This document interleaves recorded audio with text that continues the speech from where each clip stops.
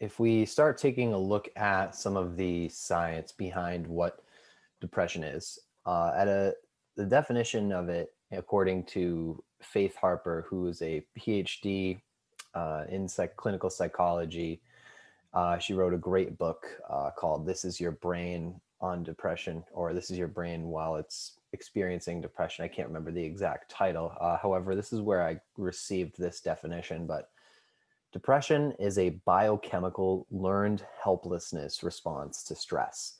And what that really means is that the person who is experiencing their stress, whatever that stress is, they freeze.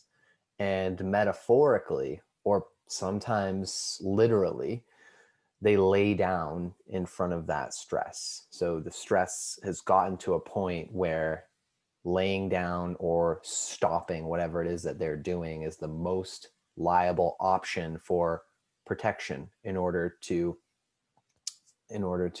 regulate survival resources. And that this stress has become so overbearing, that person experiencing it has become helpless in order to maintain those resources. So it's both nature and nurture, because we actually inherit depressive traits from our parents if they are susceptible to having experienced depression. If they're a person who has experienced depression in the past, we're more likely to inherit those traits from them versus somebody whose parents may not have experienced that same level of depression. The environment around us can also cue depressive episodes or depression experience. People, places, things around us at any given time is kind of what I consider the environment, really anything around you at any given time. And at the level of brain chemistry, it's really a lack of neurotransmitter productions, specifically serotonin, dopamine, and norepinephrine. And so the lack of dopamine it contributes to our lack of desire to do anything, because dopamine is what's responsible for motivation. Whatever we think of as motivation, when, let's say, for example, you're listening to your favorite song as you're getting pumped up to go to the gym, right? That rush that you feel is dopamine flowing through you to get you motivated. The lack of serotonin can contribute to a lack of appreciation for anything that's happening in the present moment or the present moments that we experience, because it's serotonin that allows us to have a here and now emotional experience. So therefore, when there isn't much serotonin being produced in our bodies, we tend to feel pretty glum.